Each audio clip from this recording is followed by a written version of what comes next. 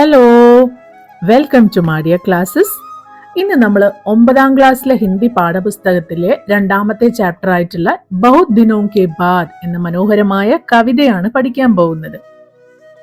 പ്രശസ്ത കവി നാഗാർജുൻ രചിച്ച ഈ കവിത ഒരുപാട് നാളുകൾക്ക് ശേഷം തന്റെ ജന്മനാട്ടിലേക്ക് തിരിച്ചെത്തുന്ന ഒരു മനുഷ്യന്റെ മനസ്സിനെയാണ് കാണിച്ചു തരുന്നത്. വെറും ഒരു കാഴ്ചക്കാരനായിട്ട് ഗ്രാമത്തെ കണ്ടു മടങ്ങുകയല്ല കവി ഇവിടെ ചെയ്യുന്നത്. പകരം തന്റെ പഞ്ചേന്ദ്രിയങ്ങൾ കൊണ്ട് അദ്ദേഹം ആ നാട്ടിൻപുറത്തെ ഓരോ നന്മയും ആഴത്തിൽ അനുഭവിച്ചറിയുകയാണ്. വയലിൽ വിളഞ്ഞു നിൽക്കുന്ന പൊൻകതിരുകളുടെ മനോഹരമായ പുഞ്ചിരി കണ്ടും നെല്ല് കുത്തുന്ന കൗമാരക്കാരികളായ പെൺകുട്ടികളുടെ കുയിൽനാദം പോലെയുള്ള നാടൻ പാട്ട് കേട്ടും വഴിയരികിലെ മണ്ണിൽ നിന്നും ഇരഞ്ഞിപ്പൂക്കളിൽ നിന്നുമുള്ള സുഗന്ധം ശ്വസിച്ചും വീണുകിടക്കുന്ന പൂക്കളെ കൈകൾ കൊണ്ട് തൊട്ടറിഞ്ഞും കരിമ്പിൻ തോട്ടത്തിലെ മധുരം രുചിച്ചും അദ്ദേഹം തന്റെ ഗ്രാമീണ ജീവിതം മനം നിറയെ ആഘോഷിക്കുകയാണ്.